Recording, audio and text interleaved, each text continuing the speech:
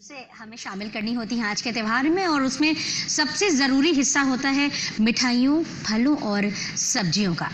तो आइए अब देखते हैं इस विषय में हम क्या जानकारी लेकर आए हैं अपने विशेषज्ञ के साथ। इस विषय पर आज हमसे बातचीत करने के लिए हमारे स्टूडियो में है डॉक्टर रविशंकर गुप्ता जी, जो कि लखनऊ विश्वविद्यालय से हैं। सर, आपका बहुत बहुत स्वागत करूंगी। धन्यवाद। और जो पहला सवाल मैं आपसे पूछना चाहूंगी वो ये है, सर, जब पहले हम तीज त्योहारों में जब मिठाइयाँ या सब्जियां फल खाते थे तो वो हमें मुस्कान देकर जाते थे और कहीं ना कहीं हमारे स्वास्थ्य पर भी अच्छा प्रभाव डालते थे। लेकिन वहीं अगर मैं आज की बात करूं तो आज जब हम एक टुकड़ा भी उठाते हैं ना मिठाई का, तो कहीं ना कहीं हमें हमारे जहन में एक डर रहता है। उस डर का जो मुख्य कारण है वो सर क्या है, आपसे जानना चाहूँगी। जी, मैं आपसे पूरी तरह से सहमत हूँ। कुछ समय पहले दीपावली का जैसे ही विचार आता था, मन में एक चित्र उभरता था कि मिठाइयाँ हैं, पटाखे हैं, ये सब हैं। लेकिन धीरे धीरे इन सब से व्यक्ति को जैसे भय महसूस होने लगा है। मिठाई खाने के पहले व्यक्ति कई बार सोचता है कि मैं इसका प्रयोग करूँ या ना करूँ। तो इसका मुख्य कारण ये है कि मिठाइयों में कुछ मिलावटी पदार्थों का प्रयोग होने लगा है, कुछ हमारे स्वास्थ्य के लिए हानिकारक पदार्थों का प्रयोग होने लगा है। और ये सब इसलिए कि हमारे देश की आबादी बढ़ती जा रही है और बढ़ती हुई आबादी की आवश्यकताओं को पूरा करने के लिए हम अधिक मात्रा में इन उत्पादों को चाहते हैं। आप जानते हैं कि मिठाई बनाने में मुख्यतः अन्न का, घी, दूध, इन सब पदार्थों का, चीनी का प्रयोग होता है। तो इन सब जो इसके बेसिक इंग्रेडिएंट्स हैं, उनके उद्गम से ही इसमें विषैले पदार्थों का समावेश होने लगता है। उदाहरण के तौर पर जैसे अन्न खेत में पैदा होता है तो अधिक मात्रा में अन्न प्राप्त करने के लिए हम उसमें खाद का, कीटनाशकों का प्रयोग करते हैं। इसी प्रकार दूध में मिलावट होने लगी है। दूध में से पहले तो उसके मूल तत्वों को निकाल लिया जाता है, फिर उसको संतुलित करने के लिए उसमें पानी मिला दिया जाता है। तो पानी भी अगर प्रदूषित है तो दूध प्रदूषित हो जाता है। इसी प्रकार जितने भी पदार्थों से मिठाई बनती है उन सब में मिलावट होने लगी है। तो व्यक्ति मिठाई खाने के पहले चिंतित हो जाता है कि मैं इसका प्रयोग करूं या ना करूं। जी, तो ये मुख्य कारण है आज जो मिठाइयाँ हम जो इस्तेमाल करते हैं, खाते हैं, वो कहीं ना कहीं हमें एक डर भी दे जाती हैं। अब सर, अगर मैं कारण की बात करूं तो बहुत से ऐसे लोग हैं जो अभी भी नहीं मिलाते हैं और बहुत से ऐसे लोग हैं जो इस वक्त भी मिलावट करते हैं। और बहुत ज़्यादा अगर हम त्योहारों की बात करें तो इस वक्त बहुत ज़्यादा मिलावट देखने को मिलती है। तो इसके पीछे का जो मुख्य कारण है वो क्या होता है सर, जो इसको लोग ज़्यादा से ज़्यादा बढ़ावा दे रहे हैं? जी, देखिए, मिलावट के पीछे इसका पूरा अर्थशास्त्र और मनोविज्ञान है। जो मानव की प्रवृत्ति है, प्रवृत्ति, कुछ लोग लोभी प्रवृत्ति के होते हैं और अधिक से अधिक धन कमाने के लिए मिठाइयों में अपशिष्टों का, गलत पदार्थों का प्रयोग करते हैं। तो इनसे अंततोगत्वा जो इसका उपयोग करता है वे बीमार होते हैं। यदि मनुष्य में लोभी वृत्ति ना हो, ज़्यादा धन कमाने की लालसा ना हो, तो मिठाइयाँ शुद्ध बन सकती हैं, शुद्ध मिठाई मिल सकती है। देखिए, जैसे जैसे हम अपनी संस्कृति से दूर होते जा रहे हैं वैसे वैसे हम बीमार होते जा रहे हैं। हमारी संस्कृति में रसोई की पवित्रता का एक स्थान था। हम धरती को माता मानते थे, गाय को माता मानते थे, नदी को माता मानते थे, वृक्ष को देवता मानते थे। अर्थात इनके पीछे कारण ये था कि हम इन पदार्थों को या इन वस्तुओं को कभी प्रदूषित नहीं करेंगे, उनको गंदा नहीं करेंगे। हम कभी नहीं चाहेंगे कि हमारी माता या हमारे देवता गंदे हो। तो जो प्रकृति की इन वस्तुओं को हम देवता और माता का स्थान देते थे सिर्फ इसलिए कि हम पवित्र रहें, हमें इनसे जो चीज़ मिले पवित्र रूप में मिले और पवित्र वस्तुओं को हम प्रयोग में लाएं तो हमारा जीवन सुखी रहेगा, स्वस्थ रहेगा। अब हम अपनी संस्कृति से दूर होते जा रहे हैं। हम समाज में उस व्यक्ति को ज़्यादा महत्व देते हैं जिसने ज़्यादा धन कमा लिया है। तो ऐसी प्रवृत्ति की वजह से जो उसका दुष्प्रभाव है अंततोगत्वा हम पर ही पड़ता है। हम पर ही पड़ता है, बिल्कुल सही बात आपने सर बताया। एक सवाल आपसे ये जानना चाहूँगी कि चूंकि तीज त्योहार का जो दौर होता है ये मिठाइयों की खपत बहुत ज़्यादा बढ़ा देता है।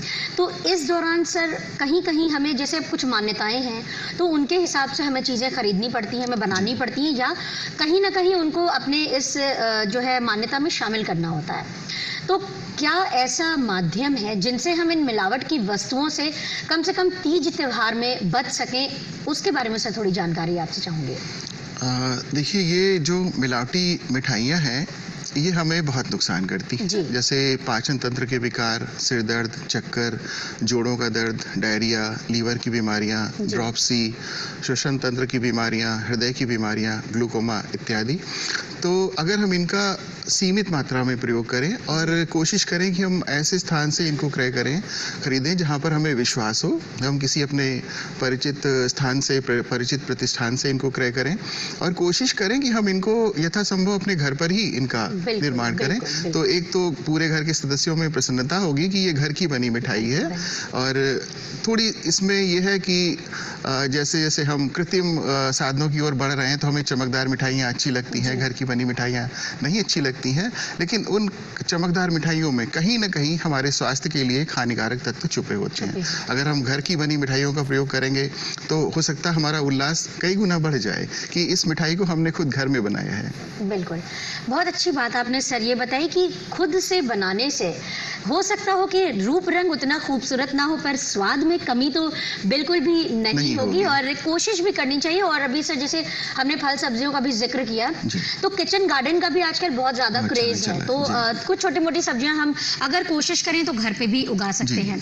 अब सर अगर हम त्योहारों की बात करते हैं तो सिर्फ मिठाइयाँ ही नहीं, फल और सब्जियां भी बराबर से इसमें शामिल होती हैं। तो आपसे सर ये जानकारी चाहेंगे कि इनमें किस किस तरीके से मिलावट हो सकती है, और प्रिजर्वेशंस की अगर बात करें तो आज के दौर में वो बहुत ज़्यादा चलन में है। कोशिश हमारी सबकी यही होती है कि कोई भी चीज़ इंस्टेंट बन जाए, हम तुरंत उसे बना लें, तुरंत उसका इस्तेमाल कर लें और खा लें, वहीं पर चीज़ें खत्म हो जाएं। तो इस पर सर आप क्या जानकारी देना चाहेंगे कि कौन कौन सी चीज़ें मिलावट हो सकती हैं इनमें, और प्रिजर्वेशन का क्या रोल होता है हमारे स्वास्थ्य पर दुष्प्रभाव डालने पर? देखिए, हमारी पृथ्वी प्रदूषण की मार को बुरी तरह से झेल रही है, इससे सभी लोग अवगत हैं। नदियों का जल, तालाबों का जल, यहाँ तक कि जो भूमिगत जल है वो प्रदूषित हो चुका है, और फलों और सब्जियों के उत्पादन में जल का प्रयोग अवश्यंभावी है। बिना इनके हम इनके उत्पादन की कल्पना नहीं कर सकते। तो नदियों में भारी धातुओं की मात्रा, हैवी मेटल्स जैसे लेड, आर्सेनिक इत्यादि हैं, इनकी मात्रा एक खतरनाक सीमा के काफ़ी आगे बढ़ चुकी है।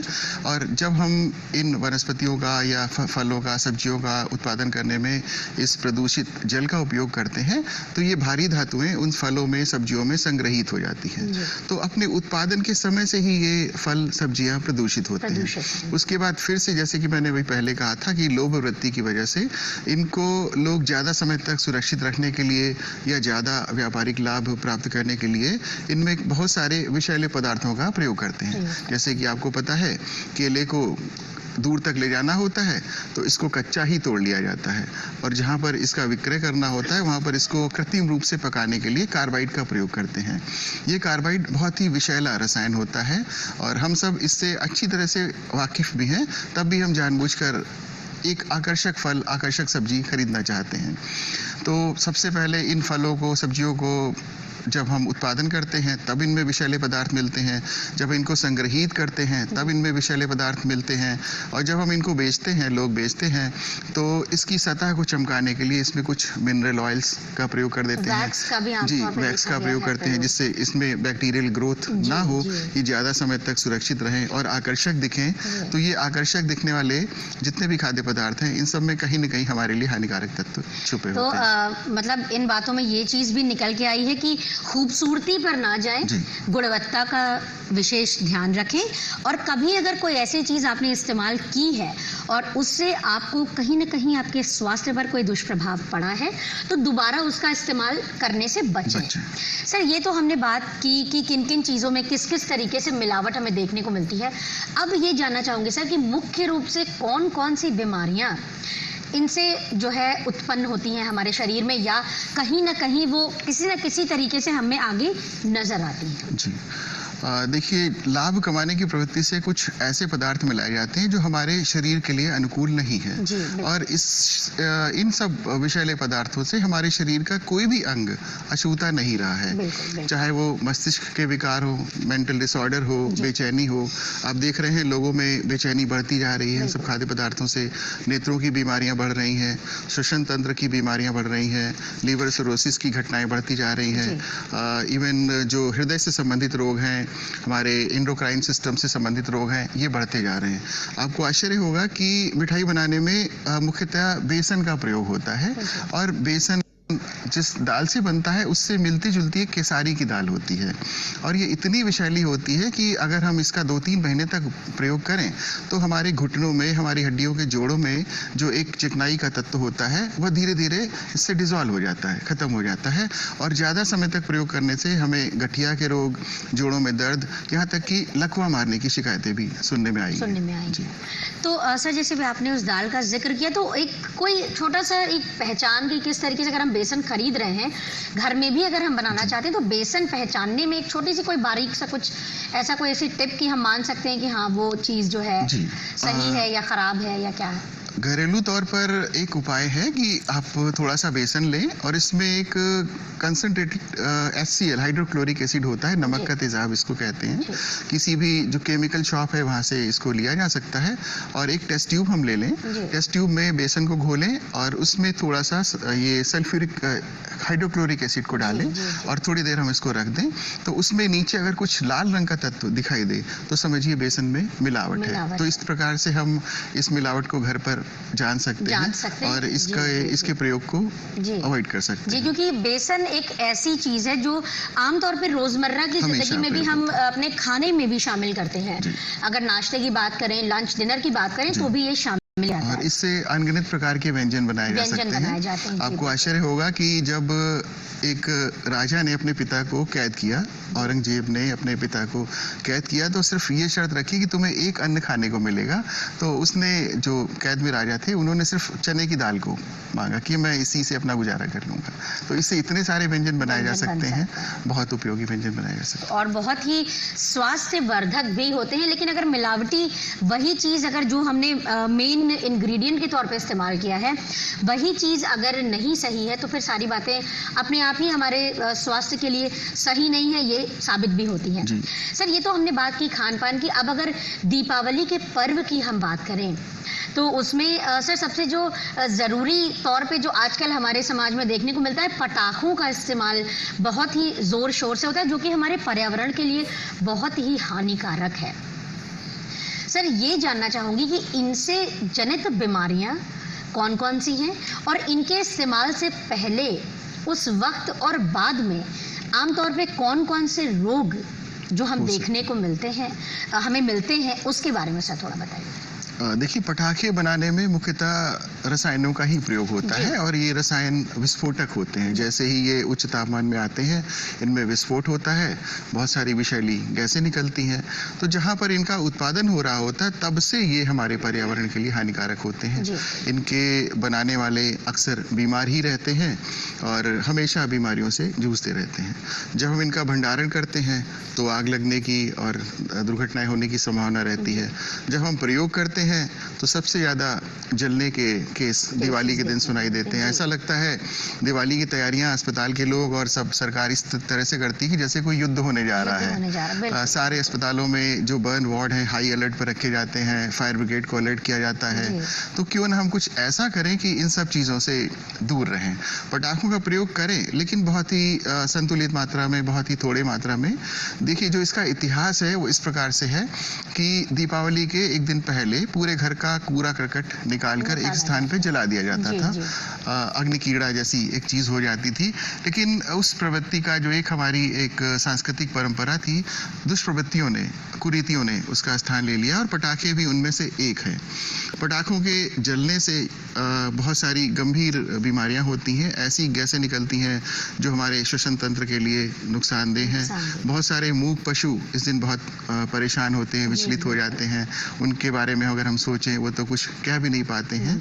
और कितने ही बच्चे बड़े इन पटाखों से जलने से घायल होकर अस्पताल पहुंचते हैं, तो उनके पर्व का उल्लास धरा रह जाता है। कितने ही चिकित्सक हमारे अपने पर्व को छोड़कर अस्पताल में इस दिन ड्यूटी पर मौजूद होते हैं, और इसके इस्तेमाल के बाद ये इस्तेमाल हो गए, ख़त्म हो गए, तब भी इनका दुष्प्रभाव कम नहीं हो जाता है। जो इनके अपशिष्ट पदार्थ बच रहते हैं वातावरण में, जो इनके अपशिष्ट रह जाते हैं, वो महीनों तक हमारे पर्यावरण को नुकसान पहुंचाते रहते हैं। हमारे भूगर्भ जल को प्रदूषित करते हैं, हमारे पर्यावरण को प्रदूषित करते हैं। तो मैं इस माध्यम से यह अपील करूंगा कि पटाखों का बहुत ही संतुलित मात्रा में प्रयोग करें, और अगर करें भी तो बहुत बच्चों को अपने पर्यवेक्षण में ही इनका इस्तेमाल करने दें, और बहुत शोरगुल वाले, बहुत चमक वाले पटाखों का प्रयोग ना ही करें तो अच्छा है। ना करें तो अच्छा है। सर, बहुत से ऐसे हमारे दर्शक होंगे जिन्होंने पटाखों का स्टॉक शायद इकट्ठा कर लिया होगा, बहुत से ऐसे होंगे जिन्होंने, अब चूंकि पर्यावरण की हमने बात की है और अगर हम दिल्ली की बात करें तो वहां पर पूरी तरीके से इस बार पटाखों पर बैन लगा प्रतिबंध दिया लगा है। दिया गया। तो उसके लिए सर आप क्या कहना चाहेंगे, अगर हमारे आसपास के दर्शक जो इस वक्त देख रहे होंगे या कहीं और भी, ना सिर्फ यूपी बल्कि भारत में कहीं पर भी, अगर वो उस तरीके से दीपावली मनाने के लिए सोच रहे होंगे तो उन्हें आप क्या सर संदेश देना चाहेंगे? मैं ये संदेश देना चाहूँगा कि दीपावली उल्लास का पर्व है। कोई भी ऐसा काम ना हो हमसे कि हमारे उल्लास में कोई कमी हो, तो इन पटाखों का प्रयोग कम से कम ही करें। उसके अपने हर्ष को व्यक्त करने के और भी साधन हो सकते हैं, तो उन साधनों का प्रयोग करें और पटाखों का प्रयोग कम से कम करें। सुरक्षित दीपावली मनाएं, यही मैं संदेश देना चाहूँगा। जी सर, ये तो अभी आपने जो संदेश के रूप में हमारे दर्शकों को दिया, अब एक इसी में से एक सवाल जो है मेरा आपसे मैं करना चाहूंगी कि आपने ये कहा ना कि सुरक्षित तौर पर बर्न यूनिट, जैसे जो हम जो अभी आपने जिक्र किया कि काफ़ी हाई अलर्ट पे होता है तमाम चीज़ें, अगर कोई ऐसा हादसा घर में छोटा मोटा सा हो जाता है तो क्विक फर्स्ट एड के तौर पे हम क्या चीज़ें इसमें शामिल कर सकते हैं? क्या चीज़ें हमें ख़ास तौर पर बाकी तैयारियों के साथ साथ दिवाली के लिए घर में अपने दवाइयों के बॉक्स में रखनी चाहिए कि जो इंस्टेंट हम उन्हें थोड़ा सा रिलीफ दे सकें वो अप्लाई करके? जी, सबसे पहले तो अगर पटाखे आप जला ही रहे हैं, आपका मन नहीं मान रहा है पटाखे जलाने से रुकने का, तो पटाखे जलाने के स्थान पर ठंडे पानी की 2 बाल्टियां अवश्य रखें। जैसे ही ईश्वर न करे कोई हादसा हो तो सबसे पहले जले हुए स्थान को ठंडे पानी से धो लें और उस स्थान पर जो जलने से प्राथमिक उपचार के तौर पर लगाने वाली क्रीम इत्यादि आती हैं उसको लगा लें। जले हुए स्थान पर जो फफूला पड़ता है उसको बिल्कुल ना छुएं और तुरंत चिकित्सकीय सहायता लें। सर, अभी हमने एक जिक्र किया था प्रिजर्वेशंस का। जो प्रिजर्वेटेड फूड हम आजकल ज़्यादातर इस्तेमाल करते हैं वो जूसेस के रूप में भी आता है, टेट्रा पैक्स अवेलेबल बहुत आसानी से हैं, दूध हैं जो कि 3-3, 4-4 महीने तक चल जाते हैं। तो ऐसे जो फूड हैं जिन्हें हमने अपने रोज़मर्रा की लाइफ में जगह दे दी है, बहुत आसानी से हम फ्रिज से निकालते हैं और उसका इस्तेमाल कर लेते हैं क्विक, बिल्कुल। उसके लिए सर आप क्या कहना चाहेंगे कि इनका इस्तेमाल जो तेज़ी से हमारे देश में बढ़ता जा रहा है, क्या उसके इस्तेमाल के लिए क्या क्या सावधानियाँ रखनी चाहिए हमारे दर्शकों को? देखिए, दूध को और मिठाइयों को लंबे समय तक सुरक्षित रखने, उनकी शेल्फ लाइफ को बढ़ाने का जो एक साधन है, उसमें प्रिजर्वेटिव्स ऐसे तत्व होते हैं कि जो उसमें बैक्टीरियल ग्रोथ को काफ़ी हद तक रोक देते हैं और वो पदार्थ लंबे समय तक खराब नहीं होता है। देखिए, पदार्थ शेल्फ पर तो लंबे समय तक नहीं खराब हुआ, लेकिन जैसे ही हमने उसका उपयोग किया तो हमारे शरीर के अंगों को, प्रत्यंगों को नुकसान पहुंचाता है। आपको आश्चर्य होगा कि जैसे दूध वाले हैं वो सुबह दूध निकाल कर चलते हैं और दोपहर तक अपने दूध को बेचते रहते हैं। तो जो इन दूध के जो सैंपल लिए गए और उसमें फार्मलिन नाम के एक तत्व की मिलावट पाई गई। ये फार्मलिन एक केमिकल है जो कि प्रयोगशाला में जीव जंतुओं के शरीरों को मॉडल के तौर पर दिखाने के लिए सुरक्षित रखने में प्रयोग किया जाता है। यानी कि उन जो जीव जंतु हैं जिनके शरीर रखे हुए हैं प्रयोगशाला में, उनके क्षरण को, उनके नुकसान को रोक देता है। और अगर हम फार्मलिन के मिले हुए दूध को प्रयोग करेंगे तो हमारे छोटे बच्चे जो कि दूध पर ही आश्रित होते हैं, उनके पाचन तंत्र को बहुत ही गंभीर नुकसान पहुंचता है। उसमें दूध में डिटर्जेंट, यूरिया और न जाने क्या क्या केमिकल मिलाए जाते हैं कि दूध लंबे समय तक ना खराब हो। तो ये तो चलिए ऐसे लोग हुए जो कि पूरी तरह से हमारे वैज्ञानिक तथ्यों से अनभिज्ञ हैं, लेकिन कुछ ऐसे लोग भी हैं जो इन तथ्यों से अच्छी तरह से वाकिफ हैं, लेकिन इसके बावजूद इन सब चीज़ों का प्रयोग करते हैं, ये जानते हुए भी कि इसमें कोई न कोई ऐसा प्रिजर्वेटिव मिला है जो हमारे स्वास्थ्य के लिए हानिकारक हो सकता है।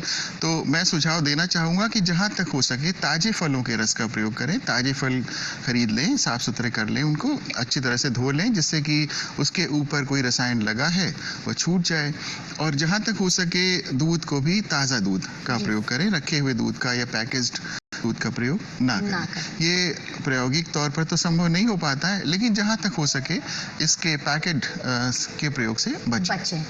सर, अब एक बात करूँगी, जैसे हम लोग जो है एडिबल कलर्स की बात करते हैं जो खाने में इस्तेमाल होता है, वो सर कितना हमारे जो है सेहत पर जो है नुकसान पहुंचा सकता है, ये सर आपसे थोड़ी सी जानकारी चाहिए। जी, आपको जानकर आश्चर्य होगा कि भारत सरकार के नियम के अनुसार कोई भी ऐसा रंग खाद्य पदार्थों की श्रेणी में नहीं आता है, लेकिन उसके उपरांत भी हम खाद्य पदार्थों को आकर्षक बनाने के लिए, मिठाइयों को आकर्षक बनाने के लिए हम उनमें रंगों का प्रयोग करते हैं। मुख्यतः एक नारंगी रंग का प्रयोग होता है जिसे मेटानिल येलो कहते हैं, और दूसरा एक सूडान रेड का प्रयोग होता है। यहाँ तक कि अब तो देखने में आया है कि लोग सब्जियों को आकर्षक बनाने के लिए उसमें हरे रंग का प्रयोग करते हैं। इसमें क्रोमियम और लेड के अवशेष होते हैं जो कि बहुत ही हानिकारक होते हैं। तो जहाँ तक हो सके रंगीन पदार्थों को उनको प्रयोग करने से बचें। इस रंग के प्रयोग करने से मेंटल डिसऑर्डर, डायरिया और श्वसन तंत्र की बीमारियाँ, यहाँ तक कि कैंसर तक देखे गए हैं। तो जो रंग बिरंगे फल, सब्जियां, मिठाइयां हमें नज़र आती हैं, वो कहीं ना कहीं उसके पीछे एक बड़ी लंबी जो है कहानी होती है, जो हमारे स्वास्थ्य को कहीं ना कहीं से कुछ ना कुछ नुकसान पहुंचाती है। सर, इसके अलावा जो आजकल एक चलन हो गया है, जो हम अपने तीज त्योहारों में अपने आसपास के लोगों को गिफ्ट देते हैं, मिठाइयाँ देते हैं, ड्राई फ्रूट्स देते हैं। अब अगर ड्राई फ्रूट्स की हम बात करें, मेवों की बात करें, तो उनमें भी क्या सर मिलावट देखने को मिलती है? जी, उनमें भी मिलावट देखने को मिलती है। एक तो आपको आश्चर्य होगा कि जितने भी भारतीय जो खाद्य पदार्थ होते हैं, कृषि उत्पाद होते हैं, अगर हम उनको विदेशों में भेजते हैं तो कई बार उनके सैंपल रिजेक्ट होकर वापस लौट आते हैं कि इनमें कीटनाशकों की मात्रा एक निर्धारित मात्रा से काफ़ी अधिक है। तो इन मेवों में, इन खाद्य पदार्थों में, फलों में कीटनाशकों का दुष्प्रभाव भी हो सकता है। तो इन सब से बचना चाहिए। तो सर, अब चूंकि मेवे की बात हो रही है, तो आखिर में यही आपसे सवाल करना चाहूँगी कि आमतौर पर कौन कौन से वो ड्राई फ्रूट्स हैं जिन्हें खाने से थोड़ा बचना चाहिए? देखिए, जिनकी लंबी शेल्फ लाइफ होती है, जिनको लंबे समय तक सुरक्षित रखा जाता है, ऐसे पदार्थों के प्रयोग से बचना चाहिए। और जो हमारे पास आसानी से उपलब्ध है, मेवे, फल, उन सब का ही प्रयोग करना चाहिए। बिना मौसम की चीज़ों के प्रयोग से हमें बचना चाहिए। तो कहने का मतलब ये है कि अभी सर ने इतनी सारी जानकारियाँ हमें आज के हेल्थ टिप्स में दी, जिनमें कुछ मिठाइयों, कुछ फल सब्जियों से और कुछ मेवों से जुड़ी हुई थी। प्रिजर्वेशंस की भी हमने बात की, किन किन तरीकों से बचना चाहिए। अब सर, आपको चलते चलते मैं दीपावली की हार्दिक शुभकामनाएं देना चाहूँगी, क्योंकि आपने अपना कितना कीमती समय निकाला, आप हमारे स्टूडियो में आए और हमारे दर्शकों को इतनी सारी जानकारियाँ दी, उसके लिए सर आपका बहुत बहुत धन्यवाद। आपको भी दीपावली की बहुत सारी शुभकामनाएं। हमें सभी दर्शकों को भी शुभकामनाएं देनी है और पुनः अनुरोध करना है कि सुरक्षित दीपावली मनाएं, ताकि इसके उल्लास में कोई कमी ना आए। धन्यवाद।